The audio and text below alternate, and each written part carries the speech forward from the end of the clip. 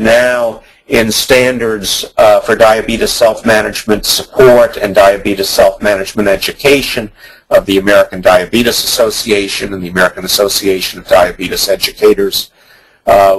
We've agreed that diabetes self-management education is effective, but its outcomes diminish after about 6 months. So patients need ongoing diabetes self-management support to implement and sustain the behaviors needed to manage their illness. So people need both education to teach them key behaviors and then support to help them sustain those behaviors. Now, most of you are probably aware that over the last 10 years there's been a lot of research showing relationships between diabetes and depression.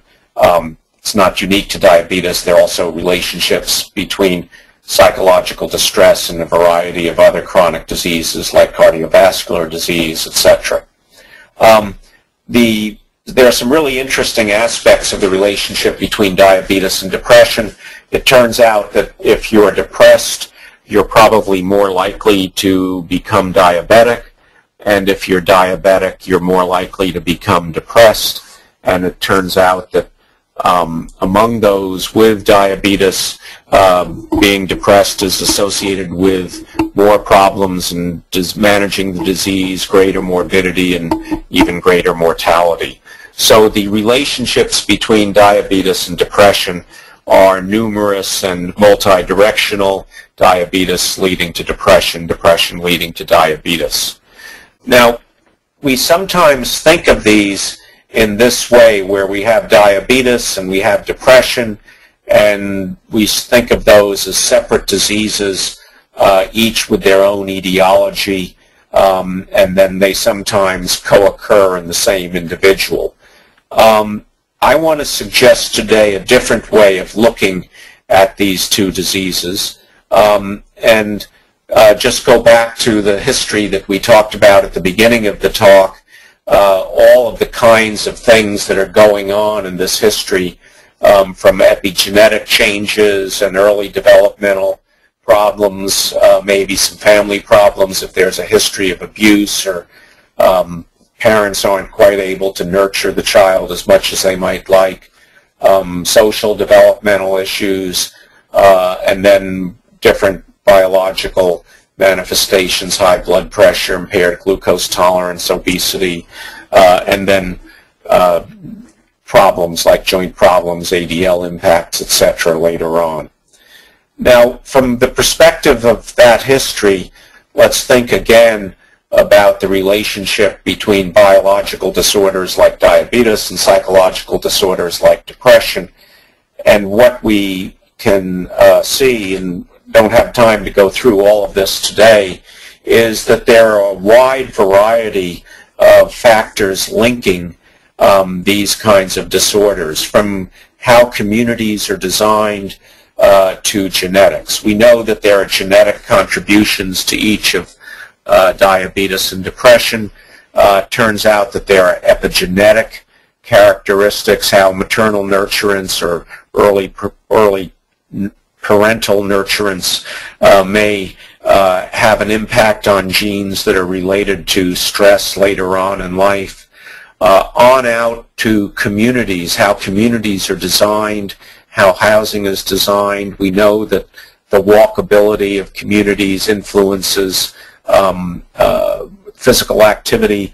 We know that the kinds of food stores available in a community influence obesity, but we also know that the kinds of housing patterns in a community influence depression and distress, that if people are in living settings that don't encourage people meeting each other and having supportive relationships, there tends to be higher levels of psychological distress in those kinds of neighborhoods.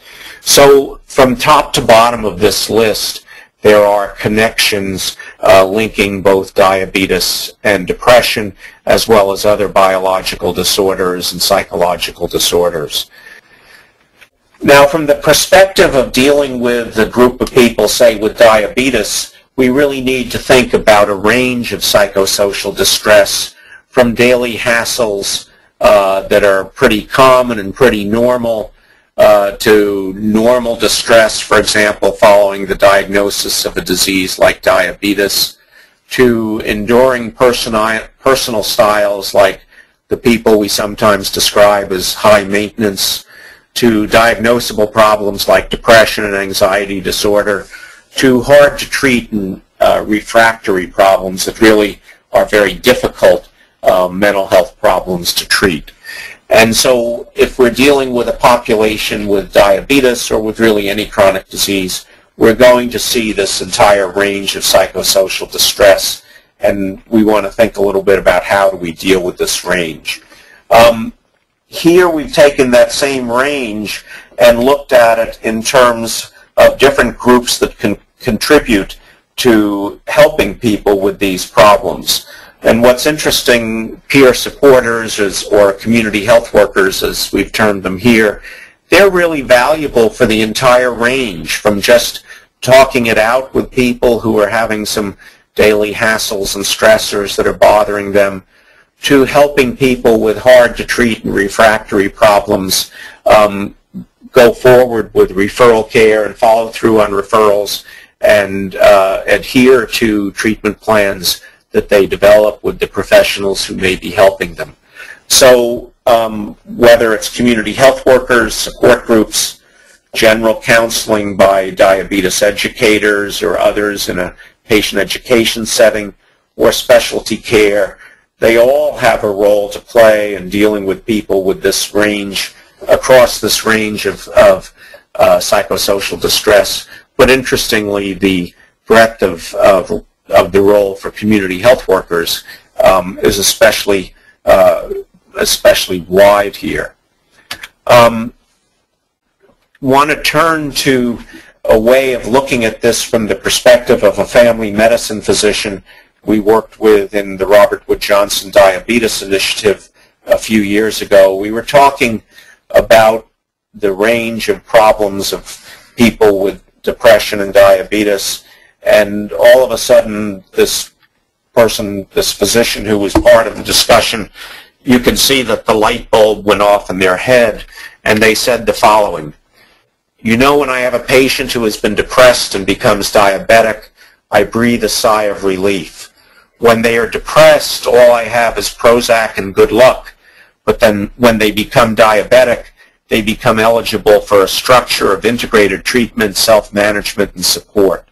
So what this physician was talking about was the idea that the kinds of self-management that we routinely promote in diabetes care programs, they're really of value for people with depression and other kinds of psychological distress. And so we want to talk more about how these kinds of programs that we're promoting here, peer support and related self-management programs, can really be helpful for people with appreciable psychological distress. So we're going to talk about four sort of steps in peer support for psychosocial distress: establishing rapport, establishing with patients their understanding of your willingness to discuss issues other than those specific to diabetes management, problem solving, we'll come back to that, and finally encouragement of primary care and referral care. So we'll talk about each of these, starting with establishing rapport. It's really important not only for dealing with psychological distress, but for the success of peer support programs in general, that establishing rapport is task number one for all peer support objectives. Go back to that first slide about the little monkey clinging to the terry cloth mother rather than the wire mother that provided food. We know that human beings do better when they have somebody that they can talk to and share problems with. So establishing rapport, just being somebody who people can feel comfortable with, that's really important. Willingness to listen to the extent the patient appears to need to describe their situation is an important part of establishing rapport. Having a general non-judgmental attitude, acceptance sharing understanding that diabetes management is hard is helpful in establishing rapport. Showing interest in the general features of a patient's life, what their work, interests, family, background are, again, helpful in establishing rapport. This is an area especially in which the fact that peer supporters may have quite a bit of time that they can spend with patients is a real advantage that they have over doctors and nurses. And just taking time to get to know the patient as opposed to prematurely focusing on management details is a really important strategy for establishing rapport. So establishing rapport is task number one. Having established rapport, peer supporters need to show people that they're willing to discuss a wide range of issues, not just, in the case of diabetes, their diet, their physical activity, and their blood sugars. So in the course of working with somebody, the patient may say something like, I don't know whether I should ask you this, and then they proceed to mention some conflict in their family or whatever. And the peer supporter needs to respond with open interest to this, respond in a comfortable way that invites the patient to go ahead and talk about the problem more if they like, but also probably needs to be careful to avoid appearing too eager to discuss the problem. When people first raise issues that they're maybe a little uncomfortable about raising, they'll sort of pull back if they feel that there's too much energy coming back at them to talk about the problem. It's important that the peer supporters communicate acceptance of the person and reassure the person that they are experiencing feelings that many others experience as a way of helping the patient feel comfortable in discussing the issue. And if the patient feels comfortable discussing the issue, they're going to end the conversation feeling more comfortable about the problem and feeling less that they're somehow doing something or experiencing something that's very unusual and very severe. And then in future contacts, returning to the issue in just a sort of low-key way. The peer supporter might say something like, you were saying last time we talked that you were concerned about some conflicts in your family. Tell me more about that. But again, avoid pushing the topics if the patient seems at all reluctant to talk about them.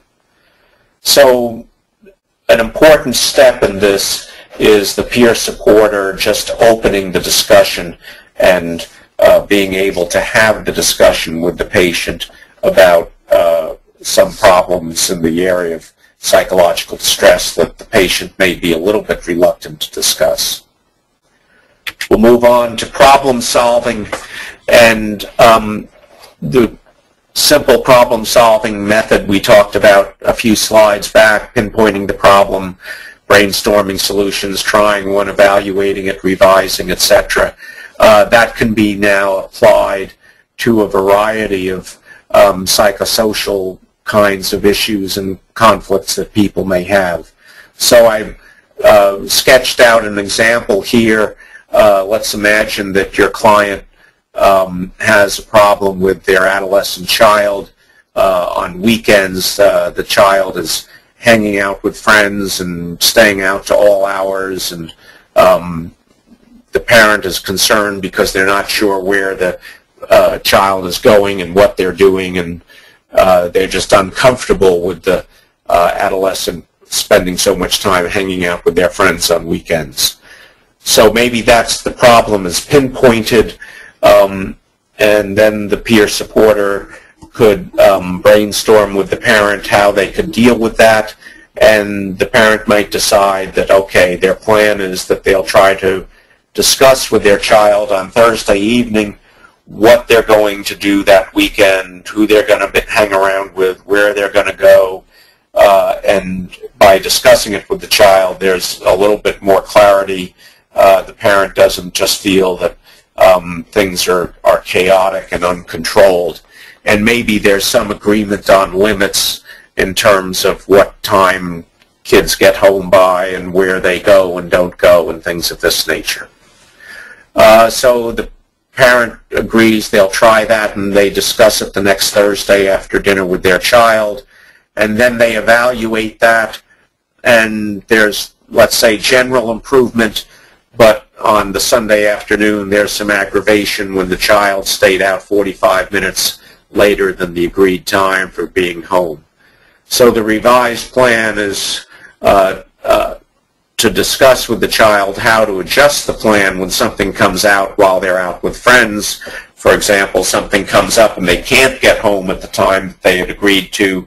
How do they deal with that? And maybe the solution is that they text the parent to let them know that they'll be late rather than just staying out without informing the parent that they're doing that. So that's the kind of simple application of problem solving to daily stressors and conflicts. But what's surprising about this is that this kind of problem solving application can really be very effective in dealing with depression and other kinds of problems. I think part of the benefit of these kinds of approaches is that by doing something concrete for dealing with their problems, people feel more competent and sort of less a victim, and so they feel on top of things and their mood improves just because they're, if for no other reason than that they're doing something concrete to help themselves.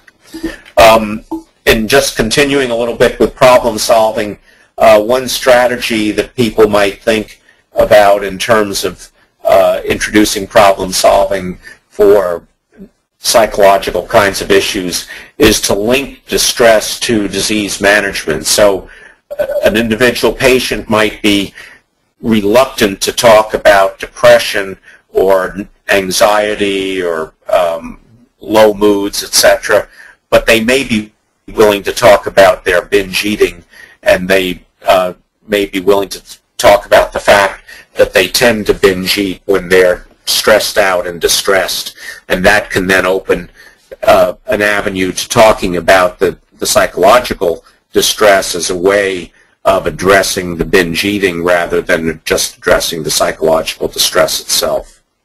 Another sort of strategy for applying problem solving that may be helpful is for dealing with automatic negative thoughts, the kind of negative thoughts that frequently are linked to depressed mood and anxiety disorders. The person who just has a mildly curt interaction with somebody and walks away from it thinking, oh, they must not like me. Maybe the person is just preoccupied with something else, but some people sort of automatically assume that things are negative about themselves. And so the same problem-solving drill can be applied to these kinds of automatic negative thoughts. Again, pinpoint the problem. When do you have these kinds of thoughts? Identify alternative kinds of ways of interpreting those situations, practicing it, applying it, seeing how it works, revising the plan, etc. And finally, an important part of peer support for psychosocial distress is to encourage primary and referral care. We want to present primary care for emotional distress, psychological distress in a matter-of-fact way. Things like lots of folks find it helpful to talk with their doctors about these kinds of things. Maybe exploring pros and cons if a patient is reluctant to bring it up with the doctor. Have you ever thought about talking about this with Dr. Jones? The pros that you might want to push are that the doctor would be happy to talk about this, has things that they can do to help you. Cons that might be addressed are concerns about stigma or confidentiality, or perhaps expectation that Dr. Jones isn't interested in this, and encouraging the patient that their doctor would be interested in these kinds of problems. And then encouraging follow-through with specialty referrals if those specialty referrals are made, and addressing the same kinds of pros and cons. So that's a nutshell of how peer support, the content of peer support for dealing with psychosocial distress. All of it, though, I think it's important to just remember what we started with, which is probably the most important thought in the whole presentation. Human beings are happier and more effective when they have someone they can talk to, someone who cares about them, someone who's reliably available. And so, to make a difference, peer supporters may not need to fix things or be expert, but just listen, know those they want to help, and be available to them. So the simple being there of the peer supporter can be a very important resource for people, whether it's managing a chronic disease or managing depressed or anxious mood and similar kinds of problems. Just very quickly, review what we've talked about in terms of the 4 key functions to show how it all fits together in terms of assistance and consultation in applying the management plans in daily life. Problem solving to address healthy coping instead of disease management is an important part of peer support for psychological distress. Social and emotional support, active listening, encouragement, validation of feelings are important parts of the role of the peer supporter here. Linkage to clinical care, encouraging the patient to discuss concerns with their primary care providers and to follow through with referrals. And finally, ongoing support, making clear that the peer supporter is interested in the patient and is willing to continue to talk to the patient on an ongoing basis can be of great value to the patient. The next steps for the network, just want to talk a little bit about our plans.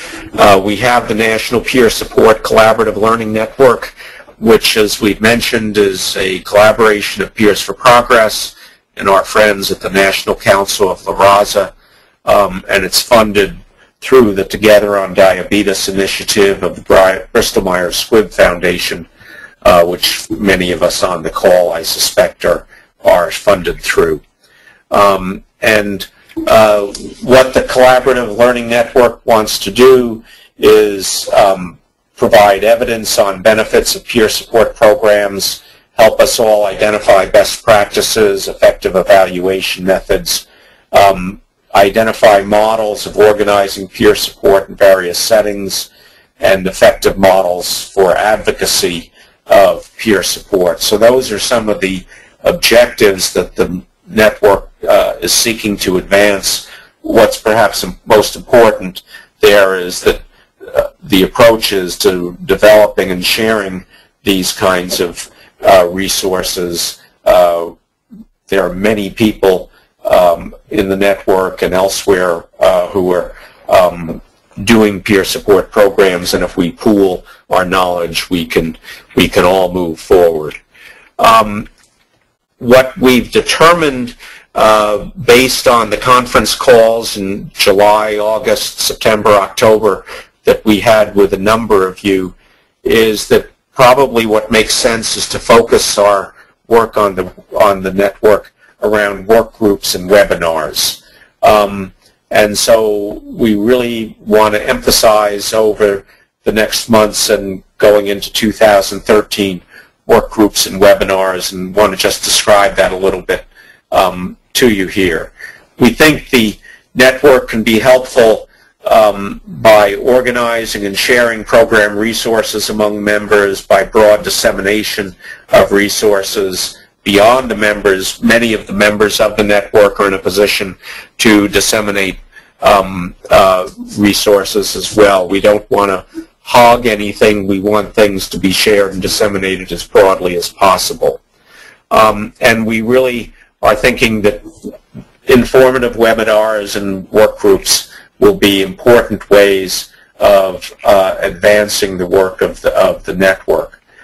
So we're planning webinars throughout 2013 to share learnings and promote idea exchange, and we're planning small work groups to develop collaborative resources in areas of specific topics that you all have raised through those conference calls we had back in the summer and the early fall.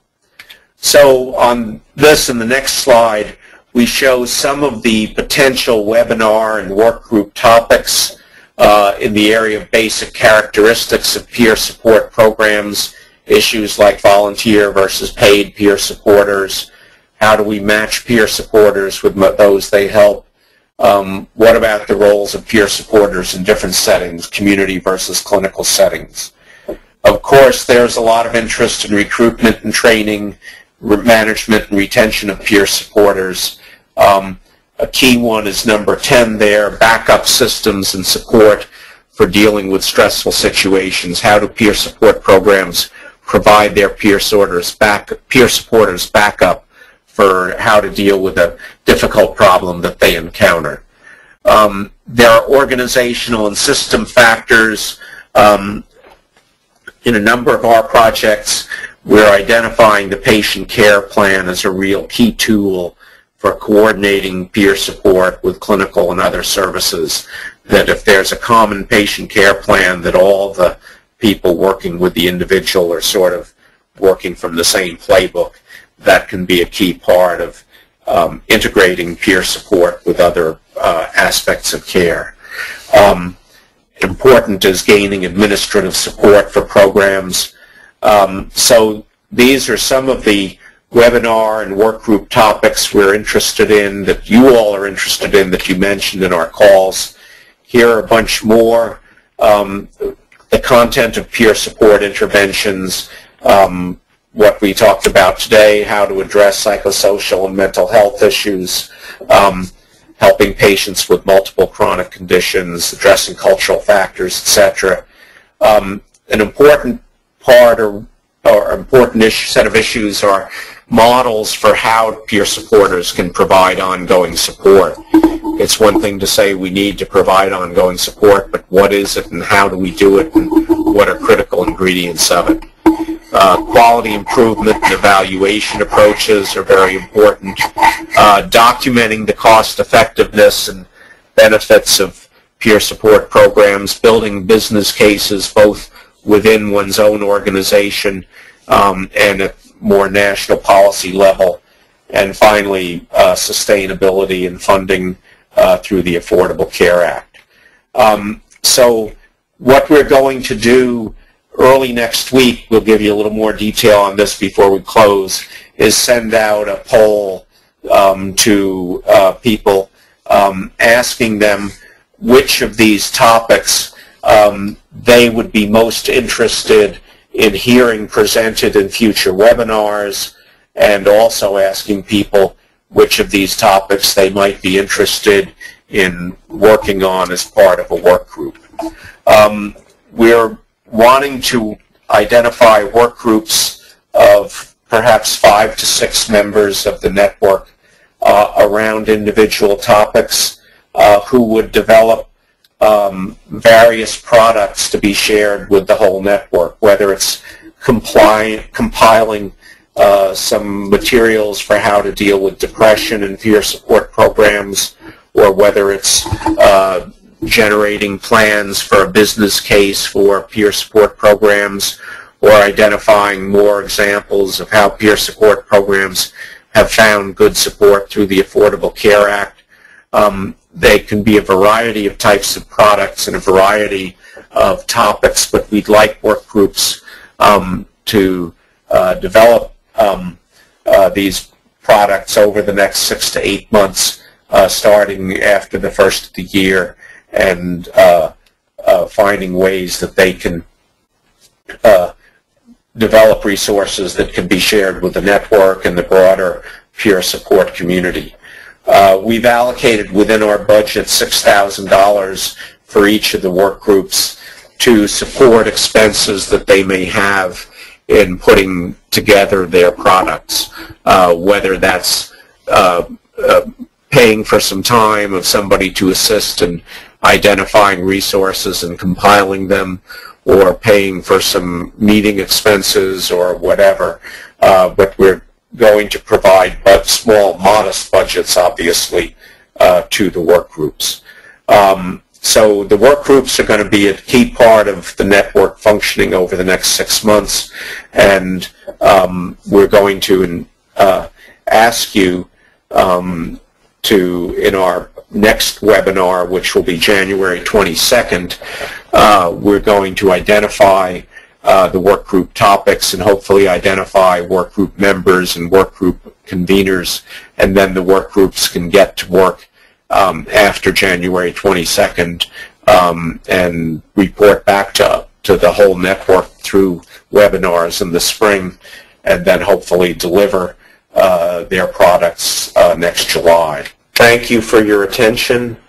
We thank you for your interest in the Collaborative Learning Network. We wish everybody wonderful holiday season and look forward to working with you in 2013.